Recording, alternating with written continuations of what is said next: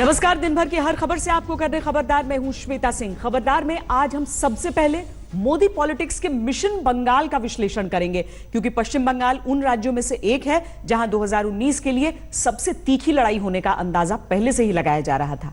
पिछली बार सिर्फ 2 सीटें जीतने वाली टीम मोदी ने इस बार बंगाल की 42 सीटों में से अपने लिए 22 से 23 सीटों का टारगेट रखा है। लेकिन पिछली बार 34 सीटें जीतने वाली ममता बनर्जी इस बार पूरी तरह से सफाया करना चाहेंगी, क्योंकि ममता बनर्जी अपनी दिल्ली वाली दावेदारी के संकेत पहले ही दे चुकी हैं।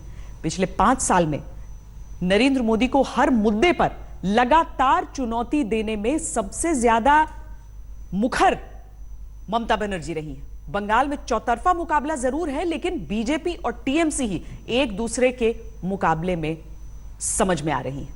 इसमें जिस तरह से आज प्रधानमंत्री नरेंद्र मोदी अपने चुनावी अभियान के साथ बंगाल पहुंचे और जिस तरह से पीएम मोदी और ममता बनर्जी के बीच जुबानी जंग हुई, उससे ही पता चलता है कि 2019 के लिए बंगाल की चुनावी लड़ाई कांटे की टक्कर वाली है। पीएम मोदी ने ममता बनर्जी को बंगाल का स्पीड ब्रेकर कह दिया। ममता बनर्जी ने पीएम मोदी को पलटकर कहा, वोटर स्ट्राइक के लिए तैयार रहने को कह दिया। आज पीएम ने 2 जगह बड़ी चुनावी रैलियां की। इसमें सिलीगुड़ी और कोलकाता का परेड ग्राउंड शामिल है। पीएम की रैलियों की जगह चुनने की एक खास बात क्या है वो हम आपको आगे बताएंगे, लेकिन उससे पहले आपको बंगाल का वो गणित बता देते हैं जिसमें बीजेपी पिछले 10 साल में ममता बनर्जी के लिए बंगाल में सबसे बड़ी राजनीतिक दुश्मन बन गई। बंगाल के चुनावों में ममता बनर्जी लगातार पहले से मजबूत प्रदर्शन करती जा रही हैं, लेकिन बीजेपी का ग्राफ भी बढ़ा है। 2009 के लोकसभा चुनाव में बंगाल की 42 सीटों में बीजेपी करीब 6% वोट के साथ 1 सीट हासिल कर पाई थी। 2014 के चुनाव में बीजेपी ने अपना प्रदर्शन सुधारते हुए 17% वोट के साथ 42 में से 2 सीटें बंगाल में जीत ली। वहीं टीएमसी ने 2009 के लोकसभा चुनाव में बंगाल में करीब 31% वोटों के साथ 19 सीटें जीती थी। 2014 के लोकसभा चुनाव में ममता की पार्टी करीब 40% वोट के साथ 34 सीटों पर पहुंच गई। यही हाल विधानसभा चुनाव का रहा। दोनों पार्टियों ने बंगाल में अपना ग्राफ बढ़ाया। 2011 विधानसभा चुनाव में बंगाल की 294 सीटों में बीजेपी को 4% वोट मिले थे, सीटें एक भी नहीं मिली थी। लेकिन 2016 के विधानसभा चुनाव में बीजेपी करीब 10% वोटों के साथ 3 सीटों पर जीत गई। ममता बनर्जी ने 2011 में करीब 39% वोटों के साथ 184 सीटें जीती थी और पहली बार बंगाल में सरकार बनाई थी। 2016 के विधानसभा चुनाव में ममता बनर्जी और मजबूत हुई। इन चुनावों में टीएमसी को करीब 45% वोटों के साथ 294 में से 211 सीटें मिल गई थी। लेकिन बंगाल में जिस तरह से बीजेपी विपक्ष की नंबर 1 पार्टी बन गई, जिस तरह से लेफ्ट और कांग्रेस किनारे हो गए और जिस तरह से ममता बनर्जी ने बीजेपी को ही सबसे बड़ा राजनीतिक दुश्मन मानकर उस पर हमले किए, उसमें बंगाल की राजनीति ममता बनर्जी और नरेंद्र मोदी की लड़ाई पर ही फोकस हो गई। हालांकि बंगाल में ममता बनर्जी की पॉलिटिक्स को चैलेंज करने की स्थिति में अब भी बीजेपी बहुत पीछे है, लेकिन पीएम ने आज से पूरा जोर लगाना शुरू कर दिया। कुछ समय पहले बंगाल में एक मंच पर कुछ लोगों को कहते सुना था, मोदी हटाओ, मोदी हटाओ, मोदी हटाओ। बड़ा मेला लगा था ना यहां पर। ये बात प्रधानमंत्री नरेंद्र मोदी ने 19 जनवरी की उस मेगा रैली के बारे में कही जो कोलकाता के इसी ब्रिगेड परेड ग्राउंड में हुई थी और जिसमें ममता बनर्जी ने विपक्ष के करीब हर बड़े नेता को इकट्ठा कर लिया था। 23-26 पार्टी ने भाग लिया है और आने वाला दिन में तो बोलना है कि मोदी बाबू का सरकार को एक्सपायरी डेट हो गया है। आप तो सोनिया जी को भी नहीं छोड़ा, आप तो लालू जी को भी नहीं छोड़ा, आप अखिलेश को भी नहीं छोड़ा, आप मायावती जी को भी नहीं छोड़ा, आप मेरे को भी नहीं छोड़ा, किसी को नहीं छोड़ा। सब आपको क्यों छोड़ेंगे? सब आपको क्यों छोड़ेंगे? जब आपका साथ है तो ठीक है और आपका साथ नहीं है तो सब चोर है। जिस ग्राउंड से ममता बनर्जी ने नरेंद्र मोदी के खिलाफ अपना मिशन दिल्ली शुरू किया था, उसी ग्राउंड पर आज प्रधानमंत्री नरेंद्र मोदी की बारी थी, जिसमें तीखा वार मोदी हटाओ मोर्चा पर ही हुआ। हाथ ऊपर कर ये मोदी को गालियां दी थी ना। अलग अलग राज्यों से नेता बंगाल आए सिर्फ इतना बताने के लिए, मोदी हटाओ। कलकत्ते में इतना बड़ा जलसा किया, मोदी हटाओ। अरे भाई क्यों हटाओ? ऐसा क्या गुनाह किया है मोदी ने? वादा है जनता का। लेकिन बंगाल में बात मोदी हटाओ मोर्चा की नहीं है। बंगाल में चौतरफा लड़ाई है, जिसमें टीएमसी, बीजेपी, लेफ्ट और कांग्रेस के अपने अपने मोर्चे हैं। इसमें ममता बनर्जी ने बीजेपी को दुश्मन नंबर 1 बनाया है, जो उनके मिशन दिल्ली की एक रणनीति भी रही है। मोदी हटाओ, देश बचाओ। बीजेपी हटाओ, देश बचाओ। एकता बचाओ, मोदी हटाओ। दीदी के मिशन दिल्ली के सामने बीजेपी का वो मिशन बंगाल है, जिसमें इस बार उसने बड़ा टारगेट रखा है। पिछली बार उसे 2 सीटें मिली थी, इस बार वो 22 सीट तक पहुंचना चाहती है। लेकिन दीदी की पावरफुल पॉलिटिक्स के सामने बंगाल में मोदी पॉलिटिक्स की चुनौती बहुत बड़ी है। याद करिए, पश्चिम बंगाल में जैसी स्थिति है वैसी ही कुछ समय पहले त्रिपुरा में थी। कम्युनिस्टों की जंजीर में जकड़े त्रिपुरा ने खुद को ही लाल बेड़ियों से मुक्त किया। ये भी नामुमकिन था जो मुमकिन हुआ। बंगाल की जनता ने मन बना लिया है। अब बंगाल में न तोलागिरी चलेगी, न गुंडागिरी चलेगी। अब हम और आप मिलकर के एक ऐसा बंगाल बनाएंगे जो लेफ्ट और टीएमसी के गुंडा राज से मुक्त होगा। पीएम मोदी ने कोलकाता में कांग्रेस और टीएमसी दोनों को बराबर घेरा, जिसमें बात राष्ट्रवाद, राष्ट्रीय सुरक्षा से लेकर भ्रष्टाचार और परिवारवाद तक पहुंची। 55 साल के परिवार तंत्र में युवा प्रतिभाओं ने वंशवाद के नीचे दम तोड़ दिया। 55 साल के परिवार तंत्र में मेहनत का गला भ्रष्टाचार ने गौंट दिया। 55 साल के परिवार तंत्र ने सेना के शौर्य को दलाली का ग्रहण लगा दिया। बंगाल भी आज परिवार तंत्र के बोझ तले दब रहा है। बुआ भतीजा मिलकर बंगाल के संसाधनों को लूट रहे। जैसे देश को अंग्रेजों से मुक्ति दिलाई, उसी तरह देश को इस परिवार तंत्र से मुक्ति दिलाकर जनतंत्र को, लोकतंत्र को मजबूत करने का काम भी यह बंगाल करेगा। इसका जवाब भी ममता बनर्जी ने अपने अंदाज में दिया और चीटिंग बाज से लेकर दंगाबाज तक सब कह दिया। मुझे मोदी सेना है, बहुत मोदी सेना। मोदी तो दंगाबाज, लुटेरा। सिलीगुड़ी में पीएम मोदी दीदी को बंगाल में विकास का स्पीड ब्रेकर कहकर आए थे। स्पीड ब्रेकर दीदी के कारनामों की लिस्ट बहुत लंबी है। दीदी ने पश्चिम बंगाल के 70 लाख से ज्यादा किसान परिवारों के लिए उनके विकास के काम पर भी ब्रेक लगा दिया है। प्रधानमंत्री बाबू माने एक्सपायरी बाबू, माने प्रधानमंत्री हिसेबे एक्सपायरी बाबू। এবার থেকে আমি আপনাকে প্রধানমন্ত্রী বলবো না, কারণ তার গভর্নমেন্টে এক্সপায়ারি হয়ে গেছে। 56 ইঞ্চি ছাতি নিয়ে 560 इंची मिथ्या बाबा बने जाच्छे। एक दूसरे पर इन तीखे हमलों के बीच पीएम की रैलियां बंगाल में टीम मोदी में जोश जरूर भर रही होगी, खास तौर पर कोलकाता में, जो ममता का मजबूत गढ़ है। हालांकि टीएमसी ने ऊपर से भीड़ न दिखाई देने के लिए तंबू तान देने वाला ताना दिया, जिसकी वजह बीजेपी ने गर्मी को बताया। प्रधानमंत्री नरेंद्र मोदी के लिए इस समय मंच जहां एक और तैयार है, तो वहीं भीड़ दूसरी ओर लाखों की संख्या में है ब्रिगेड परेड ग्राउंड में। भारतीय जनता पार्टी पर आरोप लग रहा है तृणमूल कांग्रेस की कि आपने जर्मन हैंगर लगा के भीड़ को छोटा दिखाने के लिए।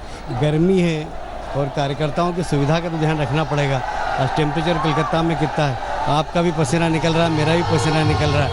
हम लोग तो छाए में हैं, यदि धूप रखें तो कार्यकर्ता बैठ थोड़ी पाएंगे। बंगाल में चुनावी गर्मी पीएम की रैलियों के साथ ही बढ़ चुकी है।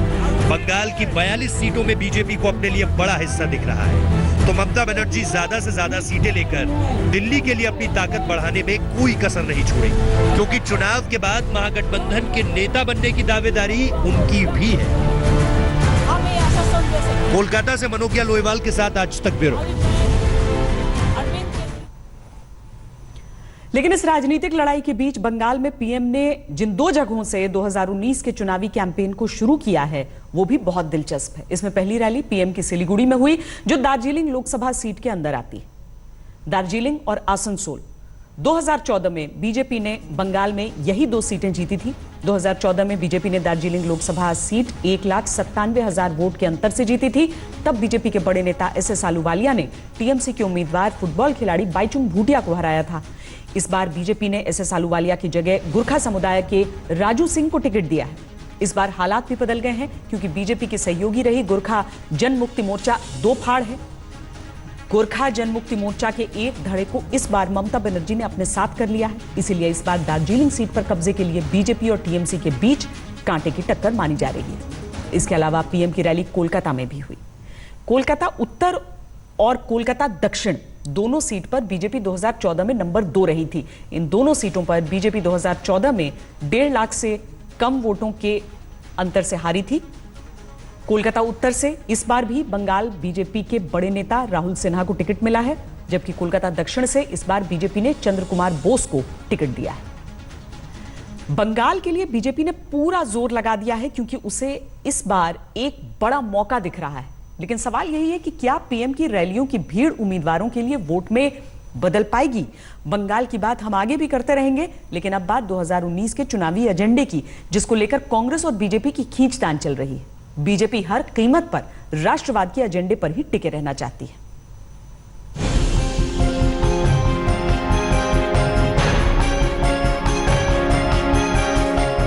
गरीबी पर वार 72,000 और ये कांग्रेस पार्टी की पहली गारंटी। जिन चुनावी वादों को राहुल गांधी ने मोदी पॉलिटिक्स से लड़ने का हथियार बनाया है, उसे बेकार बताने में टीम मोदी कल से ही लग गई थी। लेकिन आज खुद प्रधानमंत्री ने भी कांग्रेस के घोषणा पत्र को नया नाम दे दिया। इन लोगों की तरह ही इनका घोषणा पत्र भी भ्रष्ट होता है, बेईमान होता है, डकौसलों से भरा होता है, और इसलिए उसे घोषणा पत्र नहीं, डकोसला पत्र कहना चाहिए। कांग्रेस को घेरने का नया मौका टीम मोदी ने उसके घोषणा पत्र में उन वादों में देखा जिसमें देशद्रोह कानून हटाने और सेना के विशेषाधिकार में बदलाव करने वाली बातें की गई। बीजेपी कल से ही इन्हें खतरनाक वादे बता रही है। अमित शाह से लेकर निर्मला सीतारमण तक मोर्चे पर लग गए। ये कांग्रेस पार्टी कहती है अपने मैनिफेस्टो के अंदर कि अब सपा को हम हटा लेंगे। मैं कहना चाहता हूं राहुल बाबा, आपकी पूरी पार्टी की औकात नहीं है सेना के जवानों को लीड करने। भारतीय जनता पार्टी आपके मंसूबों के खिलाफ चट्टान की तरह खड़ी है। इसका नतीजा I feel will be several times terrorist friendly. ऐसे अमेंडमेंट से किसको आप मदद करने वाले हो? ऊपर से मैं आरोप लगा रही हूं कि इससे आर्म फोर्सेस के मनोबल बिल्कुल खत्म हो जाएगा। अब बीजेपी के लगातार हमलों के बीच कांग्रेस बचाव में है, क्योंकि उसे इस आरोप पर घेरा जा रहा है कि देशद्रोह कानून हो या फिर आफ्सा को कमजोर करने की बात हो, देश विरोधी ताकतों पर कांग्रेस नरमी क्यों दिखा रही है।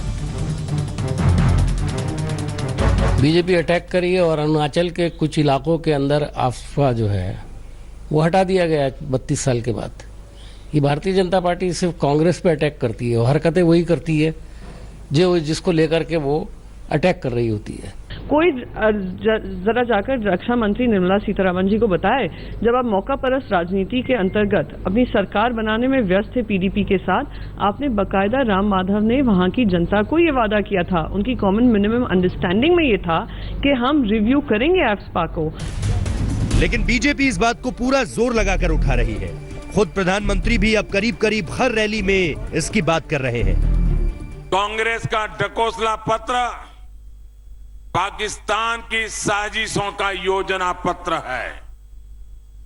कांग्रेस का डकोसला पत्र देश के वीर जवानों के मनोबल को तोड़ने का षड्यंत्र है। कांग्रेस का ढकोसला पत्र भारत तेरे टुकड़े होंगे का नारा लगाने वालों का साजिश पत्र है।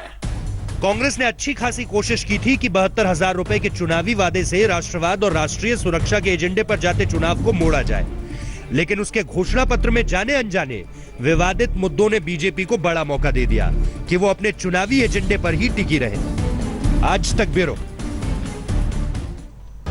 खबरदार में अब बात जम्मू कश्मीर के सियासी मौसम की, जहां धारा 370 को लेकर सियासी तापमान अपने उच्चतम स्तर पर पहुंच गया है। एक तरफ बीजेपी कश्मीर में धारा 370 को खत्म करने के लिए अपनी प्रतिबद्धता जता रही है, दूसरी तरफ उमर अब्दुल्ला और महबूबा मुफ्ती के बीच खुद को जिन्ना साबित करने की होड़ मच गई है। इस सब के बीच दो सवाल उठते हैं। पहला तो यह है कि क्या कश्मीर से धारा 370 हटाई जा सकती है, जैसा कि बीजेपी दावा कर रही है, और दूसरा सवाल यह कि क्या धारा 370 हटाने से जम्मू कश्मीर के भारत में विलय का समझौता खत्म हो जाएगा, जिसकी आज महबूबा मुफ्ती ने धमकी दी। जम्मू कश्मीर की भी डेडलाइन होगी पूरे मुल्क को कि जो हमारा एक्सेशन है, जिन शर्तों पे अगर उन शर्तों को खत्म करते हैं तो जम्मू कश्मीर का रिश्ता भी मुल्क के साथ खत्म हो। अनंतनाग सीट से अपना नामांकन भरने के बाद बाहर निकली महबूबा मुफ्ती की ये धमकी अमित शाह के उस बयान का जवाब है जिसमें उन्होंने 2020 तक जम्मू कश्मीर से धारा 370 और अनुच्छेद 35A को खत्म करने की डेडलाइन फिक्स कर दी थी। अमित शाह का यह बयान महबूबा मुफ्ती के उस बयान के बाद आया था जिसमें उन्होंने अमित शाह को कश्मीर में धारा 370 खत्म करने के सपने ना देखने की हिदायत दी थी। मगर अमित शाह साहब को मैं कहना चाहती हूँ, अमित शाह साहब, आप किसी गफलत मुंगेरी लाल के ख्वाब देख रहे हो, जो आप ये सोचते हो कि ऐसा करब 370 खत्म। वैसे सिर्फ महबूबा मुफ्ती ही नहीं है जो जम्मू कश्मीर को भारत से अलग करने के सपने देख रही हैं। उमर अब्दुल्ला भी जम्मू कश्मीर के लिए अलग प्रधानमंत्री वाली अपनी चाहत का खुलकर इजहार कर चुके हैं। जम्मू कश्मीर बाकी रियासतों की तरह नहीं है। बाकी रियासत बिना शर्त करके हिंदुस्तान में मिल गए। हमने शर्त रखी, हम मुफ्त में नहीं आए। हमने अपनी पहचान को बनाए रखने के लिए आईन में कुछ चीजें दर्ज कराई। हमने कहा हमारी पहचान अपनी होगी, हमारा आईन अपना होगा, हमारा झंडा अपना होगा। हमने उस वक्त अपना सदर रियासत और वज़ीर आज़म भी रखा था जो उन्होंने काटा, इंशाल्लाह उसको भी हम वापस ले आएंगे। दरअसल कश्मीर में धारा 370 को लेकर शुरू हुई इस लेटेस्ट धमकी पॉलिटिक्स के बैकग्राउंड में केंद्रीय वित्त मंत्री अरुण जेटली का वो ब्लॉग है जिसके जरिए उन्होंने जम्मू कश्मीर में धारा 370 को खत्म करने की पुरजोर वकालत की थी। लेकिन क्या धारा 370 को खत्म किया जा सकता है? जानकार कहते हैं कश्मीर में धारा 370 खत्म की जा सकती है, लेकिन इसके लिए संविधान में संशोधन करना होगा। संविधान में संशोधन के लिए संसद के दोनों सदनों में प्रस्ताव पास होना जरूरी होगा, और अगर संसद से प्रस्ताव पास हो गया तो भी कानून के मुताबिक जम्मू कश्मीर सरकार से सहमति लेनी होगी। यानी कोई चाहे कितने भी दावे करे, कश्मीर में धारा 370 को खत्म करना एक जटिल काम है। शायद यही वजह थी कि अप्रैल 2018 में सुप्रीम कोर्ट ने धारा 370 को लेकर कहा था कि सालों से बने रहने के चलते अब धारा 370 एक स्थायी प्रावधान बन चुका है, जिससे इसे खत्म करना असंभव हो गया है। बीजेपी ने 2014 के लोकसभा चुनाव के अपने घोषणा पत्र में वायदा किया था कि आर्टिकल 370 को हटाया जाएगा, लेकिन धारा 370 की घोर समर्थक पीडीपी से हाथ मिलाने के बाद बीजेपी ने धारा 370 पर चुप्पी साध ली। लेकिन पीडीपी से अलग होने के बाद बीजेपी एक बार फिर 370 के खिलाफ खुलकर बोलने लगी है। ये चंद एक लोग हैं, 2-3 परिवार, जिन्होंने 20, 25, 30 वर्ष पीढ़ी दर पीढ़ी राज किया है प्रजातंत्र की आड़ में, और ये चाहते हैं कि आतंकवाद चलता रहे, 4%, 7% वोटिंग हो, ये चुन करके मंत्री बन जाएं। यदि खुल जाएगा माहौल तो इनके वंशवाद की भी समाप्त न हो जाए। मोदी जी उन्हीं के साथ मिलकर अभी सरकार में 3 साल तक रहे हैं, तो उस वक्त उनका स्टैंड बदला तो नहीं था। आज मोदी जी और उनके लोग उनके बयान पर बहुत वाह मचा रहे हैं। पीडीपी कहती है कि अफजल गुरु शहीद थे, और बीजेपी कहती है कि ये देशद्रोही थे, और दोनों मिलके पीडीपी और बीजेपी वाले कश्मीर में साथ चल रहे थे। तो स्वाभाविक रूप से ये सारा एक तरह से देश की जनता को मूर्ख बनाने के लिए। बीजेपी का किसी मामले में कोई क्लियर स्टैंड नहीं है। महबूबा मुफ्ती भारत से कश्मीर को अलग करने की धमकी दे रही हैं। उमर अब्दुल्ला जम्मू कश्मीर को अलग प्रधानमंत्री देने की इच्छा जता रहे हैं। अमित शाह कश्मीर में 2020 तक धारा 370 हटाने की डेडलाइन दे रहे हैं। लेकिन जानकार कह रहे हैं कि ना तो कश्मीर को कोई भारत से अलग कर सकता है और फिलहाल कश्मीर से 370 खत्म होने के आसार भी नजर नहीं आते। आज तक ब्यूरो। तो अब जब इतनी चर्चा चल ही रही है तो आपको यह भी बता देते हैं कि आखिर ऐसा क्या है धारा 370 और 35A में जिसको हथियार बनाकर महबूबा मुफ्ती से लेकर उमर अब्दुल्ला तक केंद्र सरकार को आंखें दिखा रहे हैं और बीजेपी को ये धाराएं फूटी आंख नहीं सुहा रही। शुरुआत धारा 370 से करते हैं, जिसकी वजह से जम्मू कश्मीर के नागरिकों के पास दोहरी नागरिकता है। जम्मू कश्मीर में अलग झंडा और अलग संविधान चलता है। जम्मू कश्मीर को लेकर कानून बनाने के अधिकार भारतीय संसद के पास बहुत सीमित है। भारतीय संसद में पास कानून जम्मू कश्मीर में लागू नहीं होते। धारा 370 की वजह से जम्मू कश्मीर में न तो आरक्षण मिलता है, न ही न्यूनतम वेतन का कानून लागू होता है। कश्मीर में धारा 370 में अनुच्छेद 35A को राष्ट्रपति के आदेश से संविधान में जोड़ा गया था, जिसके जरिए जम्मू कश्मीर को नागरिकता से जुड़े अधिकार दिए गए। अनुच्छेद 35A से जम्मू कश्मीर को यह अधिकार मिला कि वो किसे अपने स्थायी निवासी माने और किन्हें नहीं। जम्मू कश्मीर सरकार उन लोगों को स्थायी निवासी मानती है जो 14 मई 1954 के पहले कश्मीर में बसे थे। देश के किसी दूसरे राज्य का निवासी जम्मू कश्मीर में जाकर स्थायी निवासी के तौर पर नहीं बस सकता। दूसरे राज्यों के निवासी न कश्मीर में जमीन खरीद सकते हैं, न राज्य सरकार उन्हें नौकरी दे सकती है। अगर जम्मू कश्मीर की कोई महिला भारत के किसी अन्य राज्य के व्यक्ति से शादी कर ले तो उसके अधिकार छीन लिए जाते हैं। अनुच्छेद 35A को लेकर पिछले 65 सालों से लगातार सवाल भी उठते रहे हैं कि कश्मीर के लिए अलग कानून क्यों है। साल 2014 में अनुच्छेद 35A को लेकर कानूनी जंग सुप्रीम कोर्ट तक पहुंच गई थी, जिसमें अनुच्छेद 35A को हटाने की सबसे बड़ी दलील यह दी गई कि इसे संसद के जरिए लागू नहीं करवाया गया, बल्कि राष्ट्रपति के आदेश से जबरन थोपा गया। दूसरी दलील ये कि देश के बंटवारे के समय बड़ी संख्या में पाकिस्तान से आए हिंदू और सिखों से जम्मू कश्मीर के स्थायी निवासी होने का हक छीन लिया गया। तीसरी दलील ये कि अनुच्छेद 35A के जरिए जम्मू कश्मीर में दूसरे राज्यों के नागरिकों के अधिकार न होना संविधान के मूल अधिकारों के खिलाफ है। इन्हीं दलीलों के आधार पर मोदी सरकार जम्मू कश्मीर में आर्टिकल 370 और 35A को रद्द करने की मंशा जता रही है। वैसे आपको बता दें कि कांग्रेस ने अपने चुनावी घोषणा पत्र में दावा किया है कि उसकी सरकार आने पर जम्मू कश्मीर से धारा 370 नहीं हटाई जाएगी।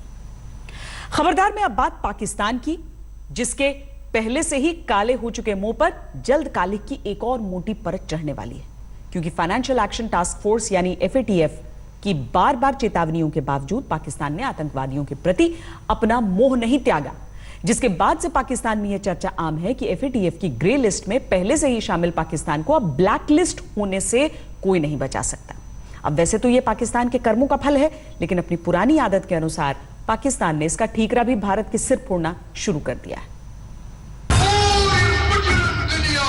पाकिस्तान के अवाम पर हम मुकदमा समझते हैं। अपने पालतू आतंकवादियों की वजह से पाकिस्तान का मुंह तो दुनिया में पहले से ही काला हुआ पड़ा है और अब पाकिस्तान को FATF में भी ब्लैक लिस्ट होने का डर सता रहा है, जिससे कंगाली के कगार पर खड़े पाकिस्तान के हाथ पांव फूलने लगे हैं। अपने इसी डर का इजहार करते हुए पाकिस्तान के विदेश मंत्री शाह महमूद कुरैशी ने बयान दिया है कि अगर पाकिस्तान को भारत के द्वारा की जा रही लॉबिंग के कारण ब्लैक लिस्ट में डाला जाता है तो इससे होने वाले वार्षिक नुकसान की गणना विदेश कार्यालय के द्वारा की गई है, जो कि 10 बिलियन अमेरिकी डॉलर तक हो सकता है। पाकिस्तान के विदेश मंत्री का दावा है कि पाकिस्तान के FATF की ब्लैक लिस्ट में डालने के लिए भारत दबाव डाल रहा है, जिसे कबूल करने में भारत को कोई एतराज नहीं है, क्योंकि पुलवामा आतंकी हमले के बाद भारत ने इन आतंकी हमले में पाकिस्तान का हाथ होने के जो दस्तावेज FATF को मुहैया करवाए, भारत ने आतंकी संगठन जैश-ए-मोहम्मद के साथ पाकिस्तानी एजेंसियों के संबंध और उनकी तरफ से आतंकी संगठनों को धन मुहैया करवाए जाने के सबूत भी FATF को सौंपे, जिसके बाद से ही पाकिस्तान को FATF में ब्लैक लिस्ट होने का डर सता रहा है। I don't see any reason for complaint. What Pakistan can do is to say that declare that we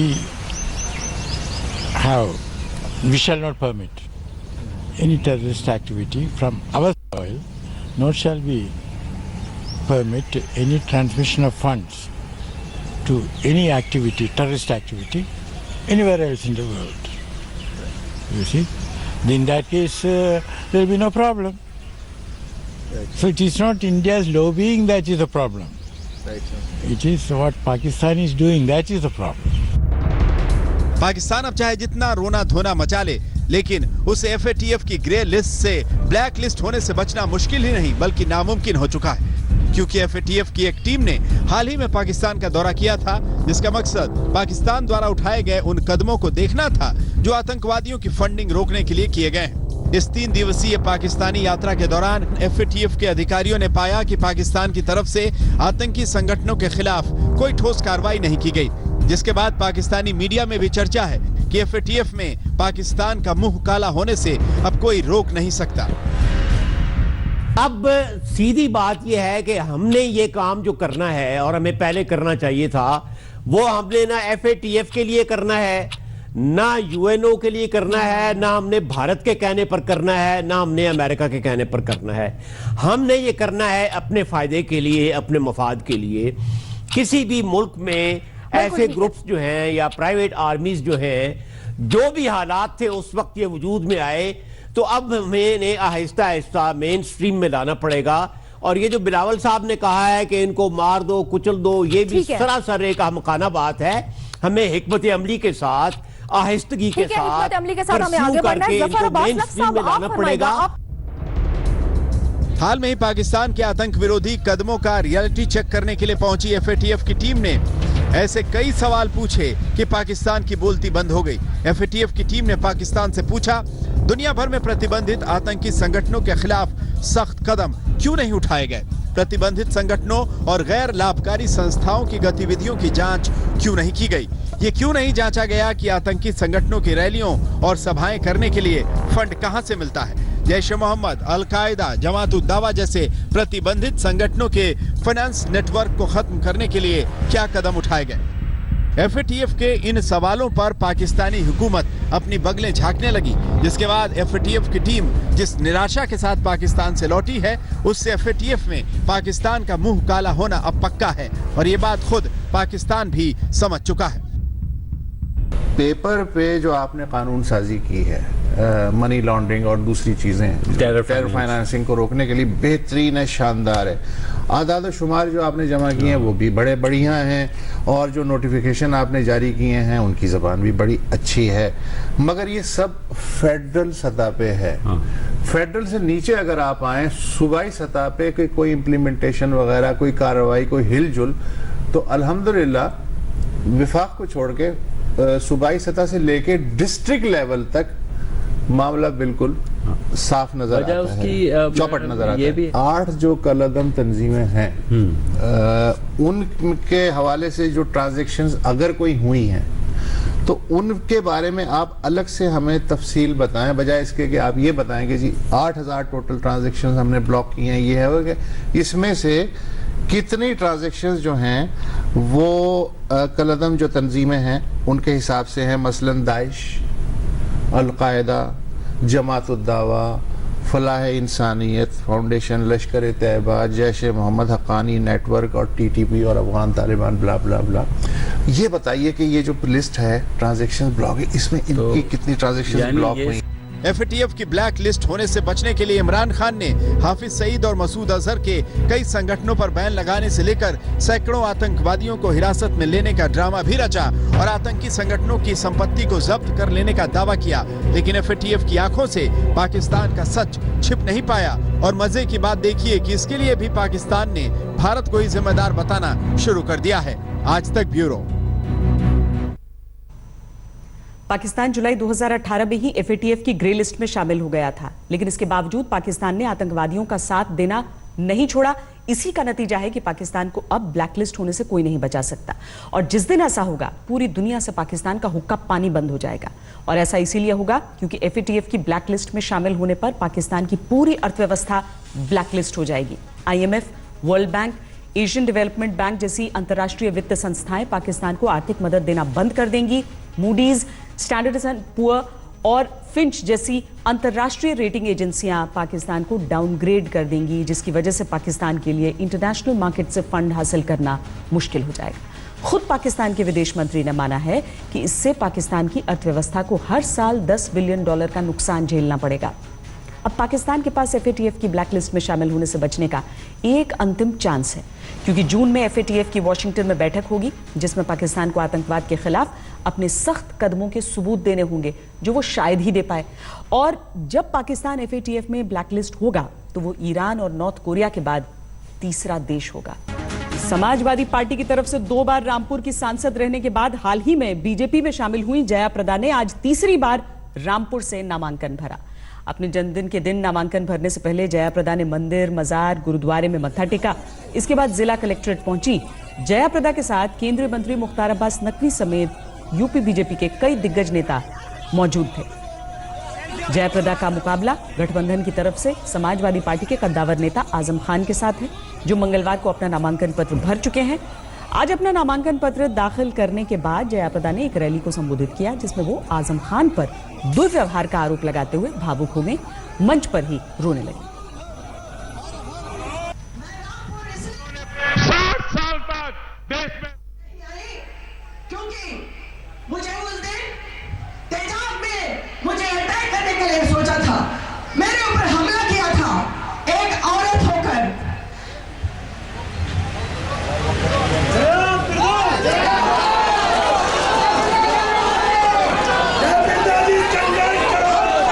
मैं बहुत खुश हूँ, पहली बार मुझे वो ताकत मेरे साथ है कि पूरी भाजपा मेरे साथ है।